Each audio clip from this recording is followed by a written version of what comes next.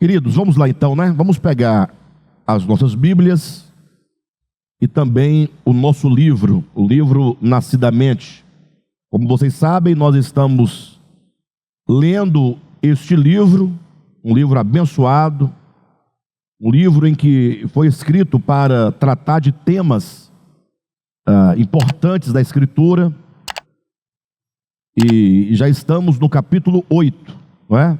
Deste livro, tratando especificamente sobre as duas marcas, né? A marca do anticristo e a marca de Deus, o selo do anticristo e o selo de Deus. Este é um tema extremamente importante.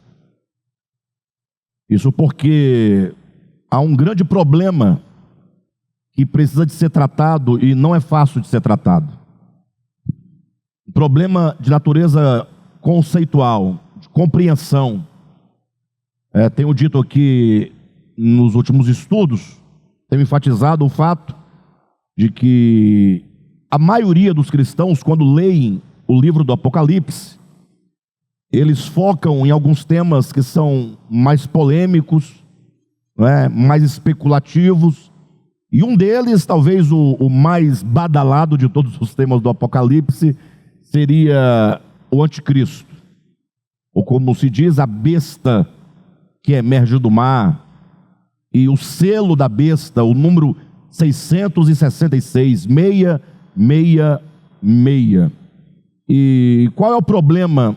Eu disse que esse é um tema complicado, um tema que traz alguns prejuízos. Não o tema em si, mas o modo como a maioria dos cristãos leem e compreendem este tema. Então, nós vamos verificar logo de início da nossa leitura. Vocês podem abrir aí na página de número 114, logo aí no segundo parágrafo, bem no início da página, lá em cima, onde nós paramos, quando diz: por não discernirem a verdadeira identidade do anticristo. Vocês encontraram? Página de número 114, segundo parágrafo, quando diz por não discernirem. Então veja, por não discernirem a verdadeira identidade do anticristo, é que muitos são privados de compreender o significado do seu selo e o tempo do selamento. Por que estamos tratando essa questão, muitos não discernem, muitos falham em compreender a identidade do anticristo, por não discernirem o que é o anticristo. Eu nem diria quem é, mas o que é o anticristo. As pessoas são privadas, portanto, de compreender o significado de anticristo e são privados de compreender o tempo em que esse selamento do 666 acontecerá. 666 acontecerá. Isso porque, como eu tenho dito, a maioria dos cristãos entende que o anticristo é uma personagem escatológica. Seria um homem, isso é a compreensão comum que a maioria das pessoas tem, seria um homem que há de se manifestar nos últimos dias, e este homem, ele vai deter nas suas mãos todo o poder mundial. Ou seja, a ideia é que todas as nações do mundo, todos os reis do mundo, todos os presidentes e representantes de cada nação vão entregar na mão de uma pessoa o poder econômico, o poder político. A ideia é de que todos os líderes de todas as religiões do mundo vão abrir mão das suas convicções religiosas, dos seus dogmas, das suas doutrinas, porque eles vão servir e vão se prostrar diante da besta, diante desse homem, porque ele se porá diante da humanidade como um único objeto de culto. Ele vai se colocar como Deus e todos, portanto, serão obrigados a adorá-lo. E aqueles que não o adorarem serão perseguidos de morte. Então, pense nessa ideia. Um homem que vai receber de tudo, de todos, tudo, politicamente falando, economicamente falando, religiosamente falando. E daí, aqueles que lhe adorarem, se prostrarem e o receberem, serão, nesta ocasião, esse é o pensamento que a maioria das pessoas tem, serão seladas, marcadas com uma marca na testa. E essa marca é 666. Bem, não precisa falar para vocês que tem muita especulação em torno dessa doutrina. Mas o fato é que, a despeito das divergências, a maioria esmagadora dos crentes pensam exatamente assim. Daí eu pergunto para vocês, ora, se essa personagem, se o anticristo, de fato, foi isso conforme é apresentado, conforme se acredita, conforme é interpretado, se for verdade essa perspectiva, logo eu pergunto, o que nós aqui hoje temos a ver com isso?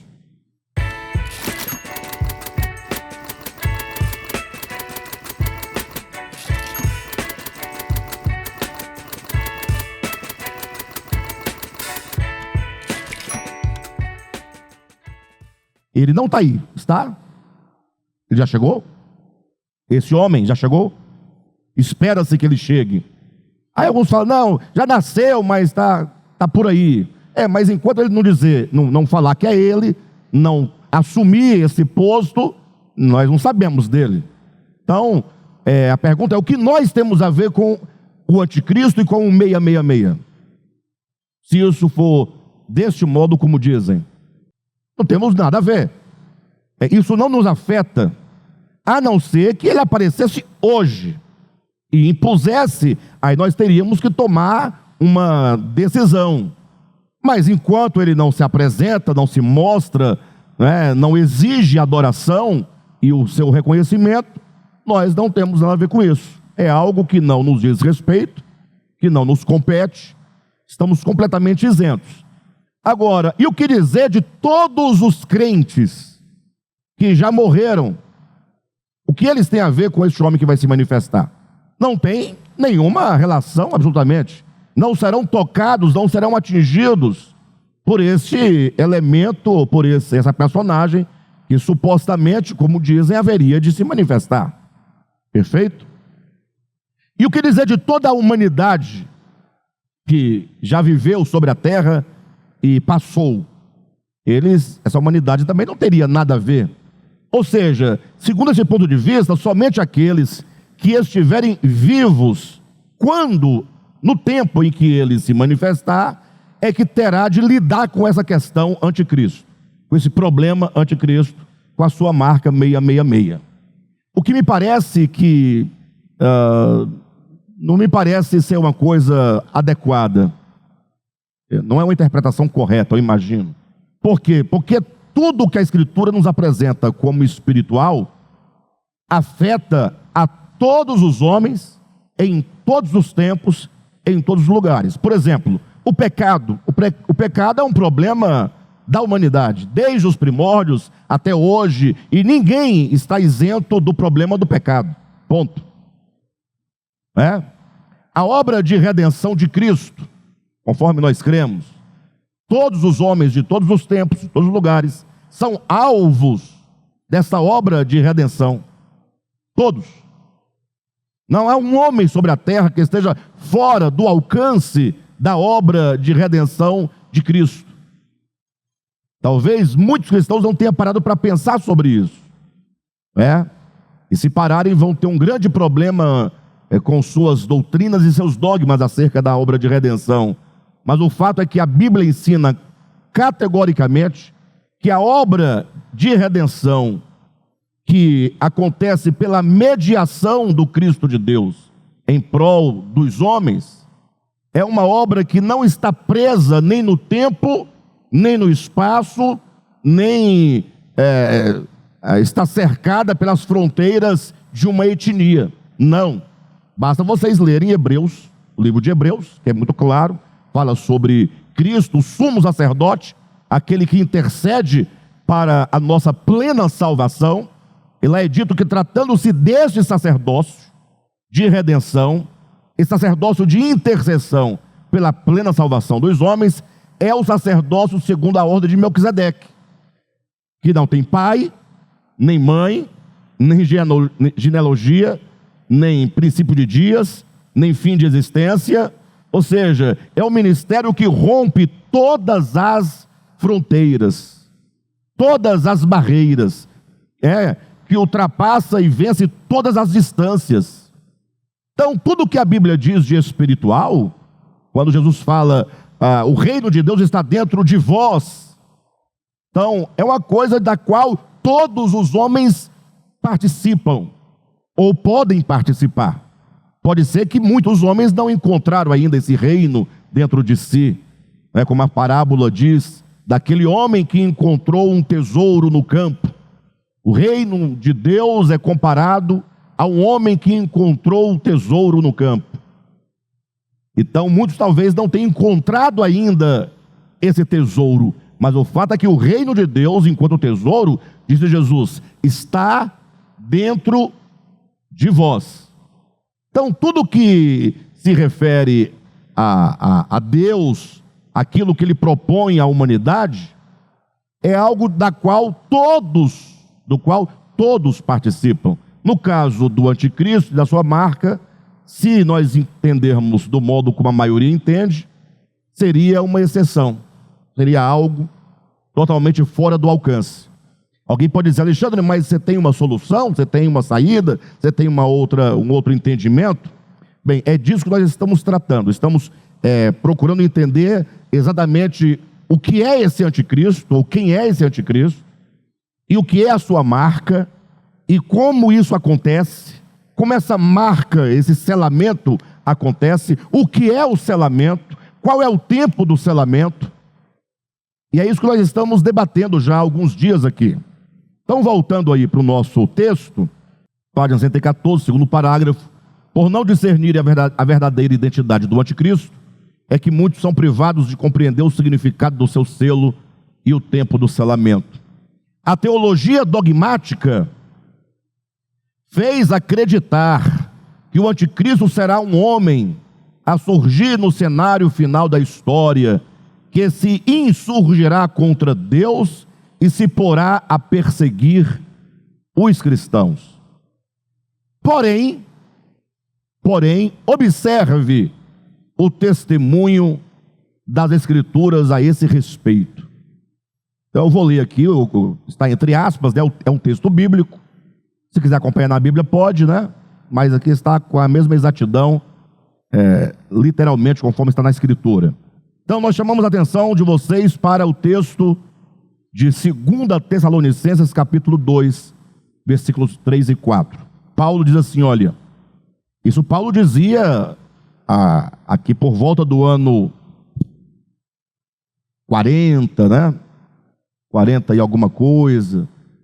Tessalonicenses foi uma das primeiras cartas, livros escritos do Novo Testamento. Então Paulo está dizendo aqui, ainda em meados do primeiro século, isso há 2000 anos. Então há 2000 anos, olha o que Paulo dizia: ninguém de nenhum modo vos engane, porque isto não acontecerá. Isto quer dizer a vinda do Senhor e o nosso encontro com Ele. Isto não acontecerá sem que primeiro venha a apostasia e seja revelado o homem da iniquidade, o filho da perdição. Então, atente só para esse primeiro detalhe. Olha o que Paulo está dizendo. Com respeito à vinda do Senhor e com respeito ao nosso encontro com o Senhor, esta vinda do Senhor e o nosso encontro não acontecerão sem que primeiro duas coisas aconteçam. Primeiro, venha a apostasia. Então, vamos entender claramente esse texto.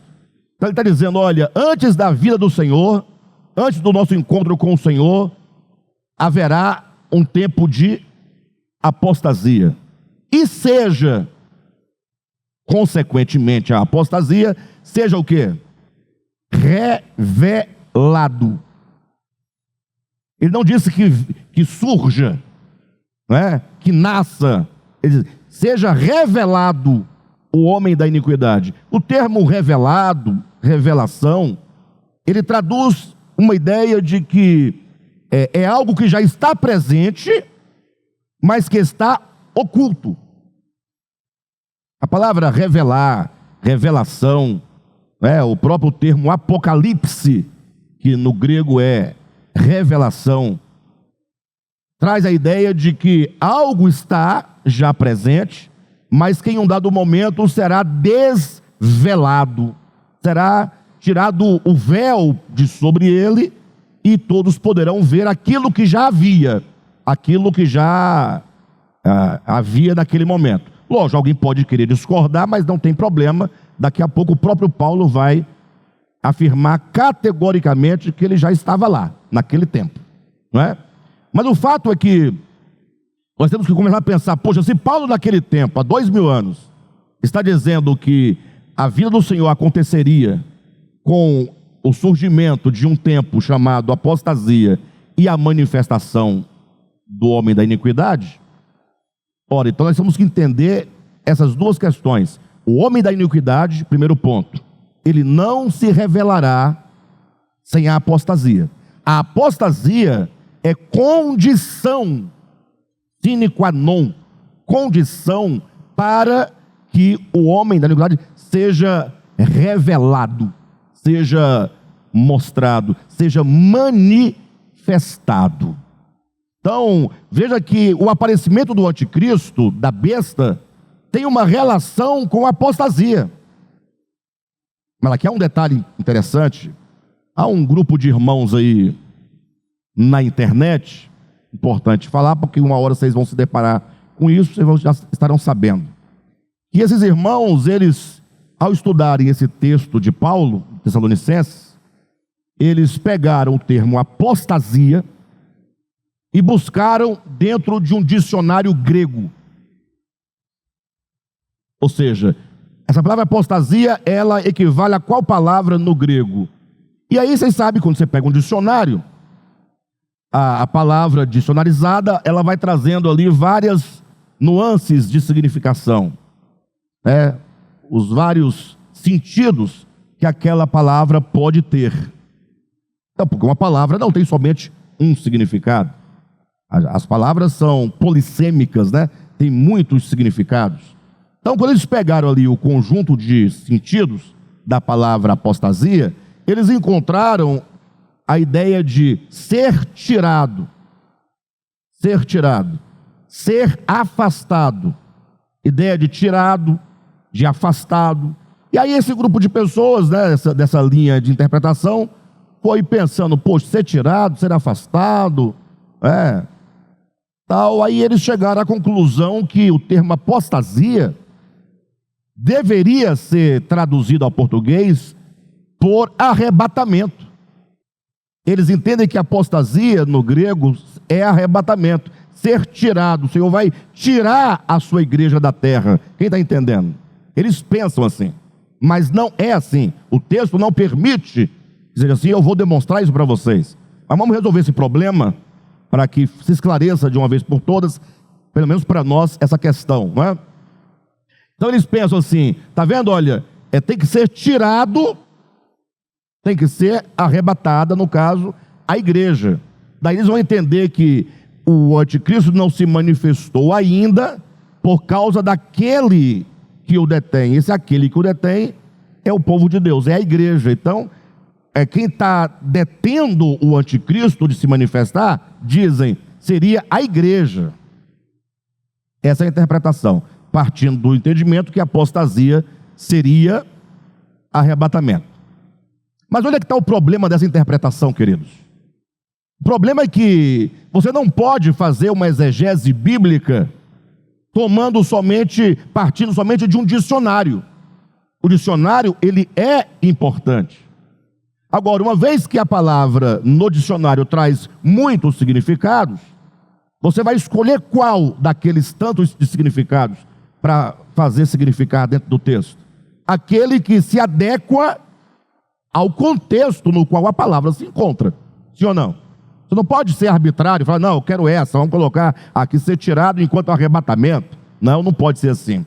Porque o texto fala exatamente assim. Preste atenção.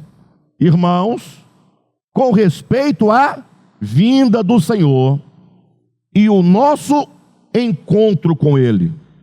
Então, vamos trabalhar a hipótese de arrebatamento aqui. Perfeito? A vinda do Senhor e o nosso encontro. Então, aqui você tem a ideia de arrebatamento.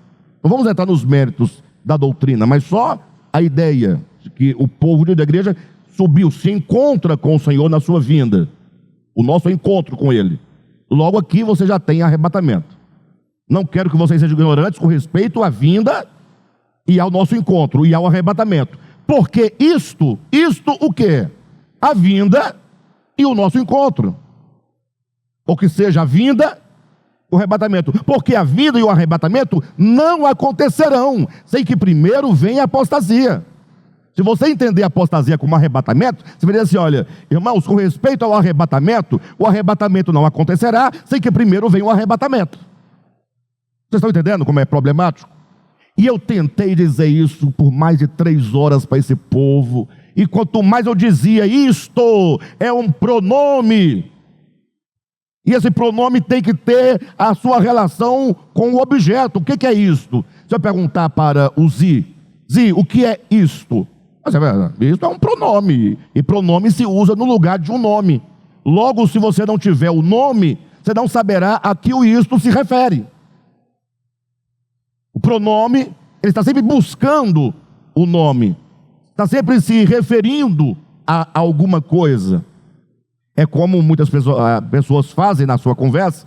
Minha esposa tem muito disso. Ela fala assim, meu bem, eu diga, assim, ela disse que não vai vir não. Eu digo, ela quem? Porque na cabeça dela, ela está com o nome da pessoa e a pessoa está aqui. Só que ela está calada, eu não sei o que ela está pensando. Ela usa só o pronome ela, e eu não sei a que este ela se refere. Então, diga primeiramente, a fulana não vai vir, vírgula. Ela, aí eu já sei que é a fulana. Entenderam, pessoal?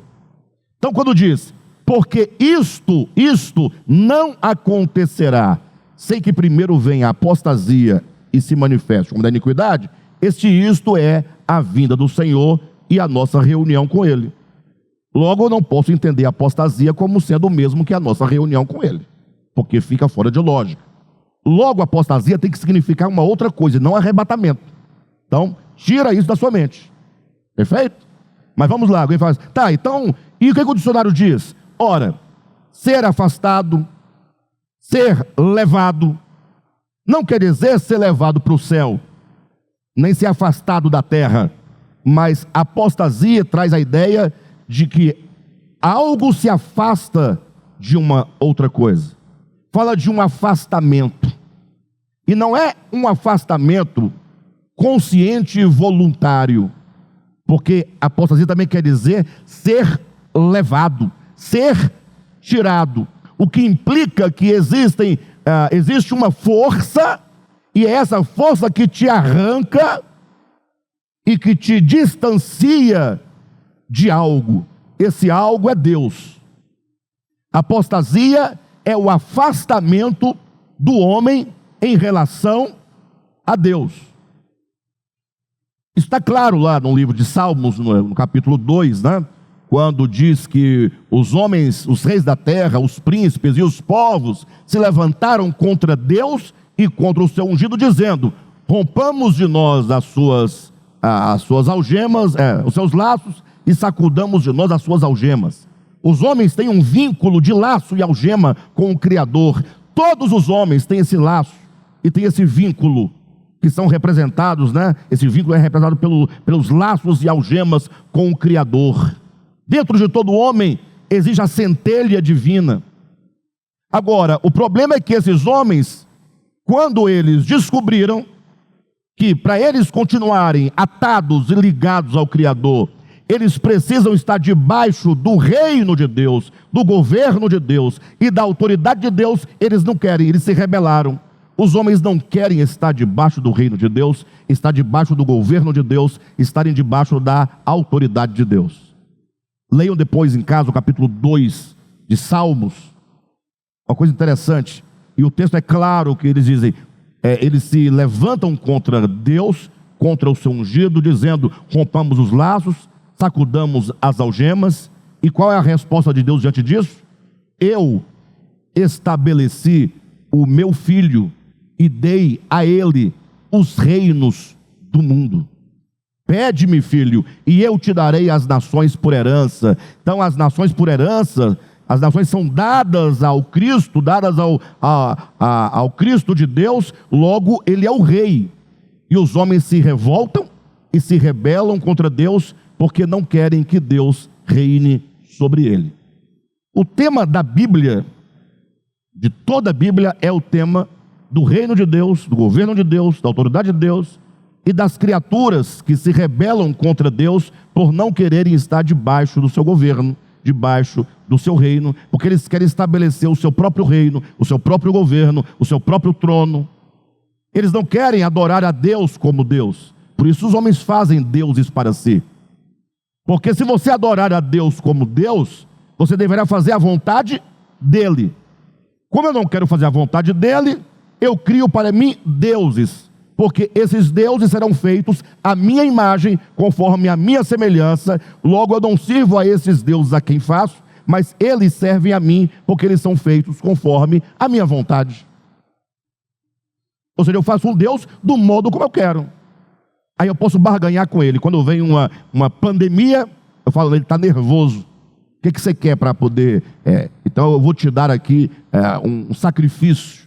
Aí faz um sacrifício, aí passa a pandemia, aí fala, fica esse jogo de barganha. Com Deus não se barganha, com o eterno não tem esse tipo de relação.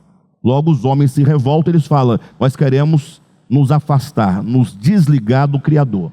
E portanto a Bíblia, quando fala de apostasia, fala desse tempo escatológico em que a humanidade ela vai ter rompido com o Criador esses laços, ou pelo menos tentado romper para viver por si mesmo. Hoje a humanidade não está bem e não está boa. Vocês concordam comigo? Tem muita coisa fora do lugar na humanidade, mas ainda está num controle divino. Ainda há senso de justiça e ainda há alguma justiça sendo feita. Apesar das guerras, ainda há paz. Sim ou não? Agora imagine só quando aqueles 4 anjos que estão mantendo seguros os ventos da terra, lá de Apocalipse 7, soltarem aqueles ventos. É dito que num dado momento Deus fala: solta os ventos. E aí a terra, ela será entregue a si mesma. Será este o momento em que os homens, eles estarão completamente soltos e livres para realizar a sua própria vontade. É basicamente aquilo que Paulo se referiu aos gregos, né, lá em Romanos 1, quando diz que aqueles homens que se voltaram contra a verdade de Deus, né, contra a justiça de Deus, Deus os entregou para eles praticarem toda sorte de impiedade. Então, por que você não comete toda sorte de impiedade? Porque você acha que você é bom, que você é santo, que você é justo, que você é salvo, que você Não, é por causa dos laços e algemas.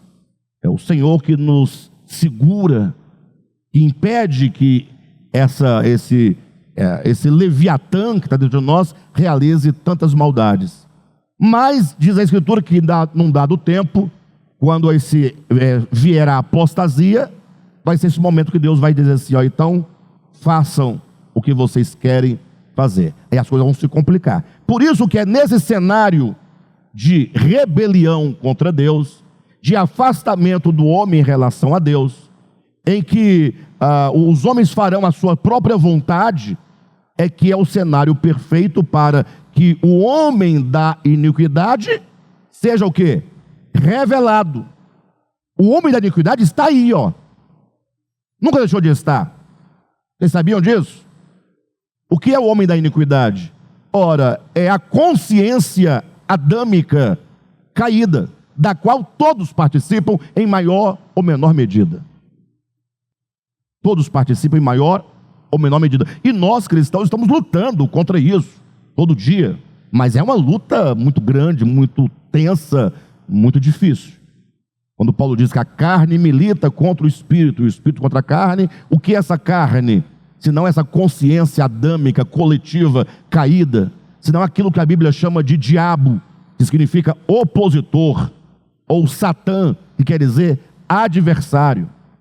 Lembra que Jesus chama Pedro, num dado momento, de Satanás? Quando Jesus fala, arreda Satanás, o texto diz, disse o Senhor a Pedro, arreda Satanás. Não diz o texto que ele disse, disse o Senhor a Satanás que estava dentro de Pedro, atrás de Pedro, do lado de Pedro. Não, Jesus disse a Pedro, arreda Satanás, porque tu, Satanás, ou tu, Pedro, és para mim uma pedra de tropeço.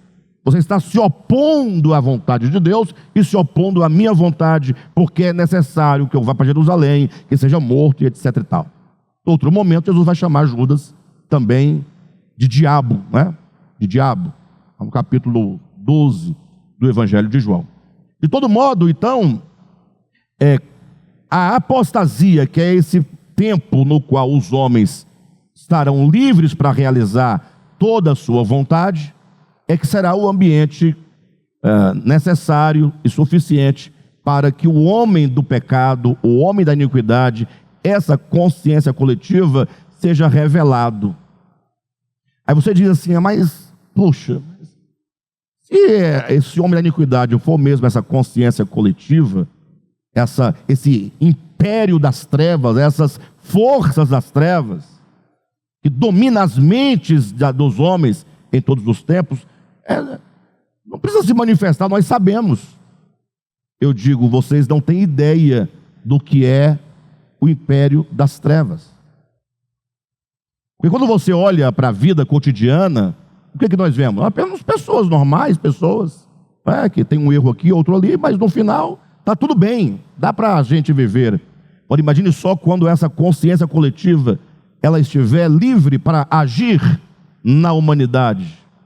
Aí nós vamos ver de fato, vai ser revelado, vai ser mostrado quão maligna e quão perversa é a consciência caída, quão maligno é o pecado. Isso vai ficar claro aos olhos de todos, porque todos os limites serão rompidos. Então Paulo está dizendo desse tempo, vamos voltar à leitura do texto, quando Paulo diz, ninguém de nenhum modo vos engane, porque isto a vinda do Senhor e a nossa reunião com Ele, não acontecerá sem que primeiro venha a apostasia, esse tempo de rompimento de laços e algemas, e seja revelado o homem da iniquidade. O homem da iniquidade é o filho da perdição, o qual se opõe e se levanta contra tudo o que se chama Deus ou é objeto de culto, a ponto de assentar-se no santuário de Deus, ostentando-se como se fosse o próprio Deus. Então veja que Paulo traz aqui a identidade e as características deste homem, da iniquidade. Ele é o filho da perdição. Agora se segurem aí que vem uma informação muito importante.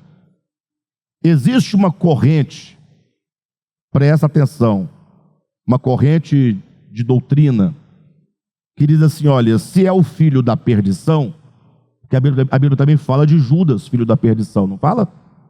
Sim ou não? Aí tem uma corrente de raciocínio que diz, se é filho da perdição, não tem jeito. Nasceu filho, e é filho de quê? Da perdição. O mesmo se diz de vasos de ira, lá de Romanos 9, lembram disso? Sim ou não? Ou de filhos da ira. Essa corrente, que é uma corrente calvinista, diz que um nasce filho da ira ou da perdição, isso aí não tem o que fazer, isso aí vai, não tem jeito. E existe o vaso de misericórdia, que é você, que é aqui, que está dando o dízimo, Afinal, não, dar dízimo só pode ser filho vaso de misericórdia. Agora, se parar de dar o dízimo, vira o quê? Aí vira filho da ira. Pô, bem engraçado. Bem, mas de todo modo a ideia é essa, né? Mas veja só um texto que eu quero mostrar para vocês rapidamente. Abra sua Bíblia em Efésios, por gentileza. Capítulo 2. E veja o que Paulo fala acerca disso. Capítulo 2, do 1 em diante, ele fala assim, olha: Ele vos deu vida. Então eu vou usar o Nivaldo aqui como nosso exemplo, tá? Ou como que seja a nossa hipótese aqui. Nivaldo, ele vos deu vida. Olha o que ele está dizendo. Ele vos deu. Ele se exclui ou ele se inclui aqui, Paulo? Ele se exclui ou ele se inclui? Ele vos deu. Ele deu a vocês. Logo, Paulo está fora. Por que Paulo está fora? Vamos pensando nisso. Ele vos deu vida. Estando vós, Paulo se inclui ou se exclui? Ele se exclui. Estando vocês mortos nos vossos delitos e pecados, nos quais, nos pecados, andastes outrora. Quem andastes? Vós andastes outrora. Deus deu vida a vocês, porque vocês estavam mortos nos delitos e pecados, e vocês andavam, portanto, nesses pecados. Vocês andavam segundo o curso do mundo, segundo o príncipe da potestade do ar. Vocês andavam segundo o espírito que agora atua nos filhos de quem? Da desobediência. Vocês então andavam segundo o curso deste mundo, segundo o príncipe da potestade do ar, do espírito que atua em quem? Nos filhos da desobediência. Então vocês receberam vida, e vocês estavam andando segundo o espírito que atua nos filhos da desobediência. E ele continua: entre os quais, entre os filhos da desobediência, também todos nós. Agora Paulo se inclui. Agora ele fala: todos nós andamos outrora. Então o texto faz diferença entre vós e nós. Se você ler o capítulo 2 todo, você vai ver que esse nós são os judeus, e esse vós, os gentios. Paulo está dizendo para os gentios, e agora ele fala: vocês receberam vida, vocês estavam mortos nos vossos pecados, vocês andavam segundo o príncipe da potestade do ar, do espírito que atua nos seus desobediência, e nos quais, ele vai dizer, entre os quais também todos nós. Aí ele volta para os judeus agora. Todos nós, outrora, todos nós andamos outrora. Então os judeus também andaram outrora, segundo as inclinações da nossa carne, fazendo a vontade da carne e dos pensamentos. E éramos, quem éramos? Os judeus, o nós, por natureza, filhos de quem? Da ira. Como também os demais. Quem aqui não é filho da ira? Todos são filhos da ira. Logo, filhos da ira não pode ser tomado como uma fatalidade, que quem é o filho da ira, ou o que seja o homem da iniquidade, o filho da perdição, não tem chance. Não é por aí que nós devemos pensar. Paulo diz: vocês eram por natureza, e nós, judeus, éramos por natureza filhos da ira. Todos. E o que é que aconteceu? Versículo 4. Mas Deus. Então Deus vai intervir. E quanto aos filhos da ira, mas Deus, sendo rico em misericórdia. Então esses filhos da ira serão feitos em filhos de misericórdia. Quem está entendendo? Agora, pensa comigo, por que eu trouxe vocês para cá? Como pode um filho da ira, por natureza, ser feito filho de misericórdia? Como pode? Sim, essa aí é a razão, Deus, porque é misericordioso, ele fez. Mas como pode? É possível esse copo de vidro, que é vidro no ser dele, se tornar ferro? Não pode. Não pode. Vidro é vidro, ferro é ferro. Não é? Então, quando Paulo diz, nós éramos por natureza, ele quer dizer, desde o nosso nascimento, é natural. Certo? Está de acordo com o nascimento, é comum que isso seja assim. Agora, se o homem é filho da ira, atenção, se o homem é pecador, por essência, se ele é mau em essência, ele não tem como ser transformado em bom. Porque Deus criou o homem e tudo o que Deus criou é muito bom. Logo, em essência, não existe filho da ira e nem filho de misericórdia. Em natureza, o homem é uma criatura criada por Deus. Agora, ele se torna filho da ira, não em essência, mas em estado de consciência. Me torno um pecador por estado de consciência, me torno filho da ira por estado de consciência. Não é o ser, é uma condição. Logo, se eu sou livre, liberto desse estado de consciência, se a minha consciência outrora pensava equivocadamente, pensava erradamente, agia erradamente, e agora ela é corrigida, então eu passo de filho da ira para filho de misericórdia, de vaso de ira para vaso de misericórdia. Quem está entendendo? Por que pode haver isso? Ora, porque não é o que nós somos no nosso ser, é apenas um estado de consciência. É aquilo que nós falamos tantas vezes sobre Satanás. Quem é Satanás? Satanás não existe enquanto ser, enquanto coisa, não.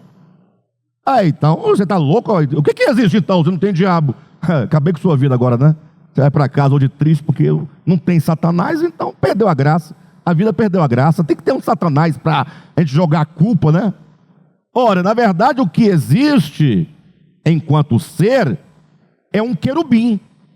Deus criou querubins, ou não? Criou anjos, arcanjos. E um desses querubins estava no início assumindo um posto de governo sobre a terra. Deus entregou essa terra para ele ser o príncipe deste mundo, no seu estado de pureza e integridade. Mas um dia esse querubim, ele foi alterando o seu estado de consciência e foi sendo gerado uma inimizade dentro dele em relação ao Criador. Quer ver uma coisa? Vocês vão entender claramente isso. Eu tenho certeza que todos vocês aqui, algum dia, nem que fosse na infância, já teve inimizade com alguém. Agora, vocês não têm mais nenhuma inimizade com ninguém, porque vocês são crentes, né? Crente não tem inimizade com ninguém, não é? Mas vocês já tiveram inimizade outrora, não já? Eu pergunto, você era em natureza inimigo? Não, você é só um ser humano. O que era aquela inimizade? Foi o conceito que você permitiu que fosse gerado dentro de você em relação ao outro. Foi o sentimento que você desenvolveu em relação ao outro. Mas logo a pessoa veio, pediu perdão e você entendeu que foi só um mal entendido, e aquele estado de consciência, aquele sentimento é dissolvido. Ele não existe enquanto uma coisa. Não existe uma coisa chamada ódio. Eu vou comprar ódio. Onde vende ódio? Me dá 1 quilo de ódio. Não existe isso. 1 quilo de raiva. Tudo isso são estados de consciência. Logo, o diabo, que a Bíblia fala, é um estado de consciência que primeiramente se instalou na consciência do querubim chamado originalmente de Lúcifer. Aí o querubim tornou-se um adversário de Deus, tornou-se um opositor de Deus, e aí agora ele começou a trazer para junto de si outros seres que compartilhassem dessa mesma ideia, desse mesmo sentir, desse mesmo sentimento, dessa mesma oposição, e foi criando agora um grupo maior, mais consciências. Agora são consciências no plural, portanto é uma consciência coletiva de oposição, até que essa mesma consciência um dia foi colocada dentro do homem, foi gerada na mente do homem, no coração do homem, do ser humano, e os homens se aliaram a essa grande consciência coletiva. E portanto essa grande consciência coletiva de oposição a Deus, quanto à humanidade, ela vai chegar no estado ou estágio pleno de oposição. E quando ela chegar nesse estágio pleno, aí ela vai se mostrar como tal. É o filho da perdição. Entenderam? Ou seja, essa consciência, ela não tem como se salvar. Por isso que às vezes, humanamente falando, duas pessoas têm um problema de relacionamento, cria uma inimizade, um estado de consciência negativo. Aí passa o tempo, aí um dia eles se encontram e resolvem se reconciliar, um veio pedir o perdão, até porque tinha que pedir, tinha um outro interesse, uma coisa aí que estava envolvendo e tal. Aí se perdoaram. Aí está perdoado tecnicamente, mas não é a mesma coisa, sabe aquela coisa que está e não está? Por quê? Porque você está tentando transformar essa consciência caída numa coisa boa. Se ela não for completamente abandonada e uma nova disposição for gerada, não tem como você de fato ter paz. A Bíblia fala: eu vos darei um novo coração. Eu vou tirar o coração de pedra, vou colocar um coração de carne, e eu vos darei um novo espírito. Por isso que os cristãos vivem lutando para servir a Deus, uma batalha incessante, e não dá certo isso, porque eles querem servir a Deus com a mesma consciência caída. Eles só estão dando novos nomes às coisas. Ele quer servir a Deus com o mesmo sentimento de oposição, de inimizade.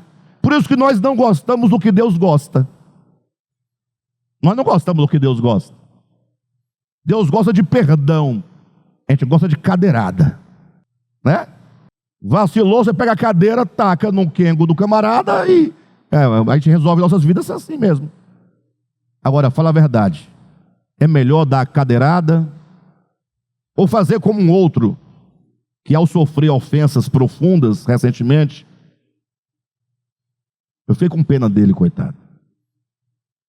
O outro se assenhorou, ele cresceu, parecia a besta fera do Apocalipse, e o outro continuou sentado e esperou ele esgotar. Quando acabou, que ele teve uma chance, assim: você pode falar o que você quiser de mim, não vai me afetar, porque eu sei quem eu sou, e não vou ficar com ódio de você, porque eu sei também quem você é.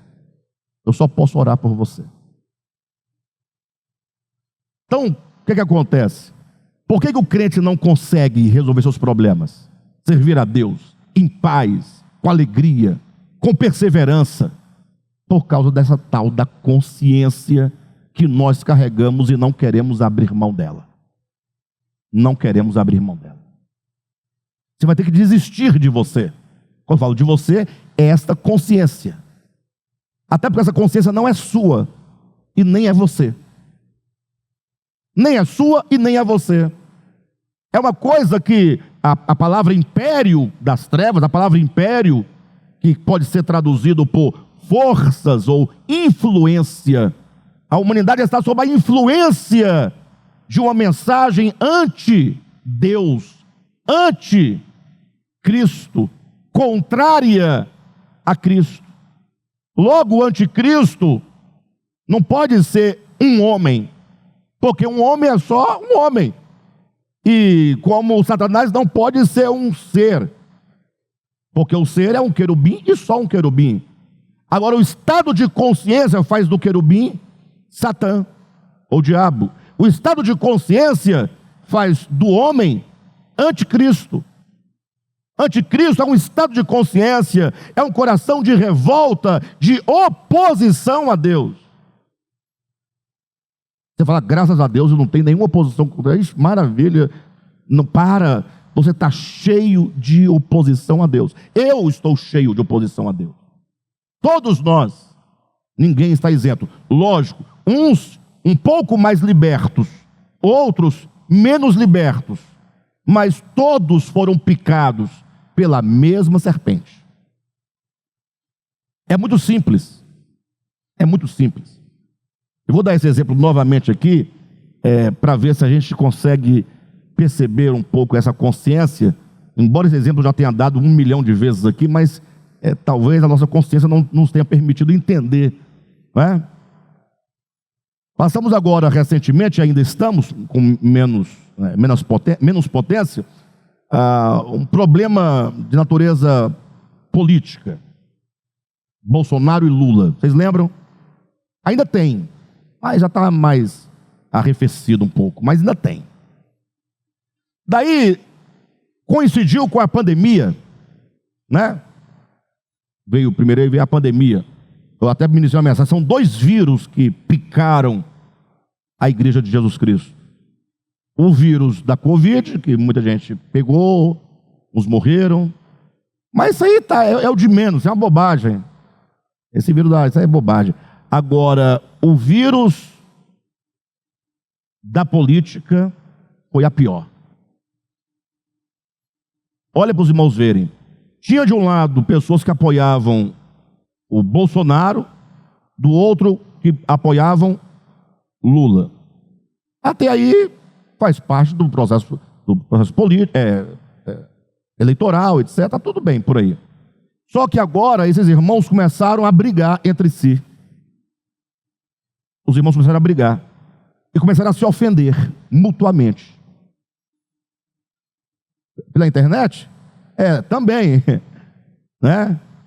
Aqui nesta igreja eu cheguei um domingo e tinha uns 3 ou 4 irmãos conversando sobre política, na época, sobre Bolsonaro, Lula, e eu vi quando chegou um casal, e quando chegou perto, que ouviu, eles ficaram tão irados, que eles voltaram, entraram no carro e foram para casa.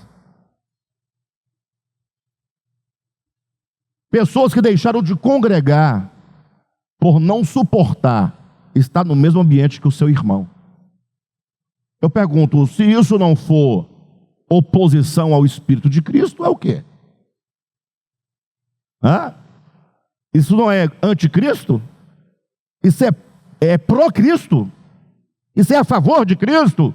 Paulo vai dizer, tende em vós o mesmo sentimento que houve também em Cristo Jesus, que sendo servo se esvaziou, entregou, não fez questão, morreu, está tudo certo. Agora, o contrário disso é quando Paulo, lá no mesmo capítulo 2 de Filipenses, ele vai dizer sobre facção, partidarismo, cada um cuidar propriamente do que é seu, egoísmo, essas guerras. Então, a anticristo não é um personagem que vai aparecer no final e tudo vai apontar, ele é o anticristo. Se você estiver pensando que vai ser assim, meu irmão, você está cego, está enganado, está perdido. Agora, até que no livro eu vou dizer um pouquinho mais à frente, pode ser que apareça um tal homem, sim, mas não vai ser ele o anticristo, vai ser apenas uma manifestação numa pessoa em quem nós veremos o nosso rosto nele, ou aqueles que estarão selados, é como se fosse um grande representante, assim como a igreja, como Cristo é a cabeça do corpo que é a igreja, tem o Cristo individual, tem o Cristo, não é, pessoal, que se faz carne, não tem?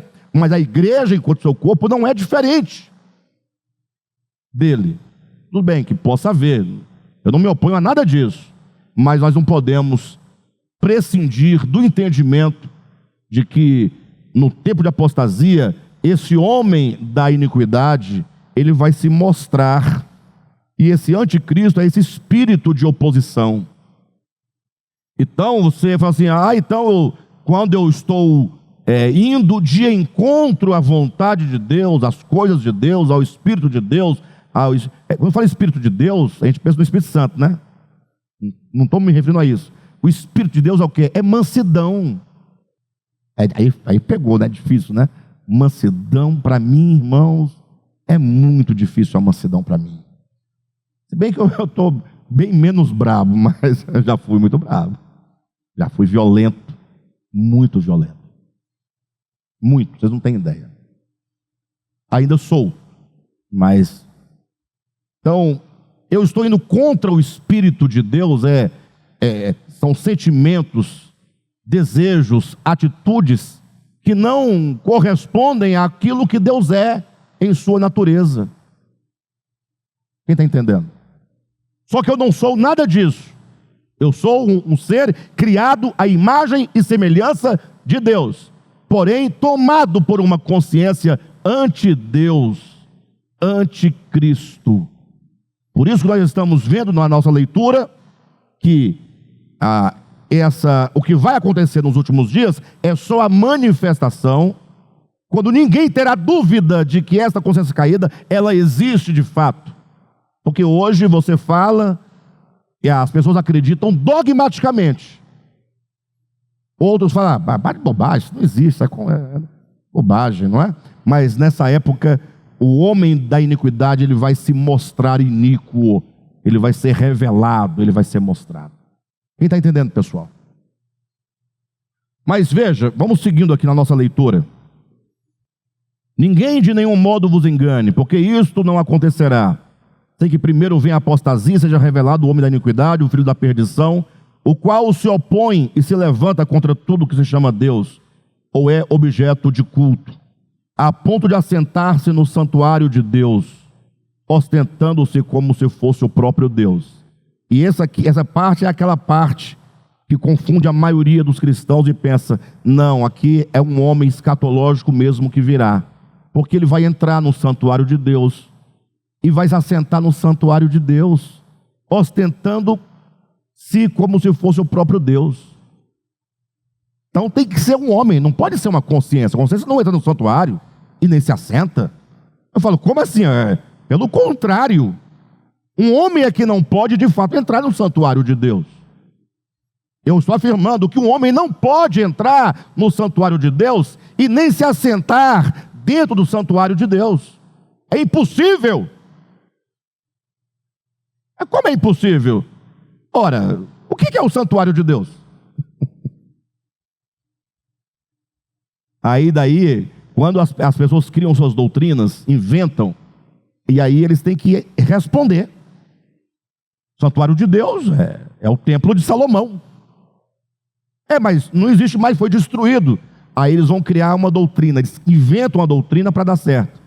A reconstrução do terceiro templo. Onde a Bíblia diz que vai ser reconstruído o templo em Jerusalém? Não tem na Bíblia isso. Não tem nenhuma ideia, nem algo parecido com isso. Não tem, leia a sua Bíblia, de Gênesis e Apocalipse. Não há reconstrução do templo nos últimos dias. Não tem. Só que como o anticristo, o homem da iniquidade, ele vai entrar no santuário e vai se assentar no santuário, ostentando-se como se fosse o próprio Deus, então nós vamos ter que reconstruir para ele entrar. Entenderam? Como nós vamos obrigados a inventar algumas coisas para dar certo. Então, esquece isso. O santuário de Deus, diz Paulo aos Coríntios, sois vós. Não existe santuário de Deus em toda a Bíblia, senão o homem. Mesmo o santuário que Moisés ergueu no deserto, mesmo o templo de Salomão, mesmo o templo que foi restaurado no tempo de Esdras e Neemias, nem mesmo o templo que foi reformado por Herodes no tempo de Jesus, nenhum deles era santuário de Deus, nenhum deles. Assim era chamado de santuário, e Deus até o chamou de santuário nas páginas do Antigo Testamento. Só que o próprio Antigo Testamento dá o testemunho de que aquilo que era chamado de santuário de Deus não era santuário de Deus. A Bíblia diz que é santuário, em seguida fala não é. Aí você vai ter que entender, a Bíblia não está doida. Era santuário de Deus na figura, na representação. Era algo construído pelo homem que representava o verdadeiro templo. Logo, se representava, não era de fato. Era chamado de santuário pela representação.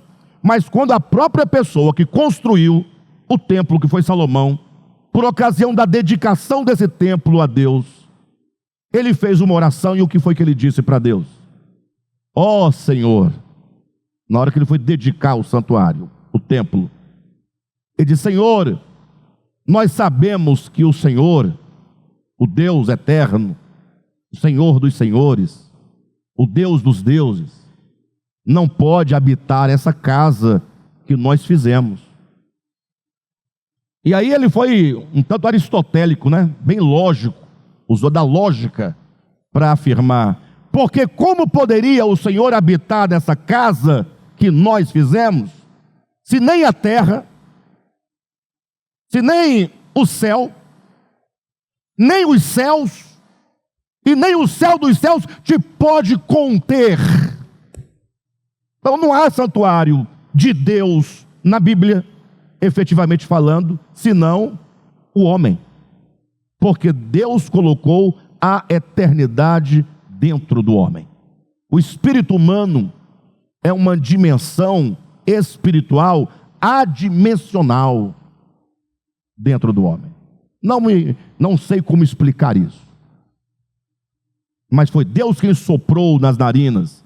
Por isso que a partir de Cristo, quando findam-se as figuras, as sombras do Antigo Testamento, só um segundinho para eu não me perder, vai ser declarado por Paulo em Atos 17, vai ser declarado por Estevão em Atos capítulo 7, Deus não habita em casas feitas por mãos humanas. Deus não habita em santuários feitos por mãos humanas. A partir de Cristo, depois da sua morte e ressurreição, não há santuário nas páginas do Novo Testamento, senão o homem.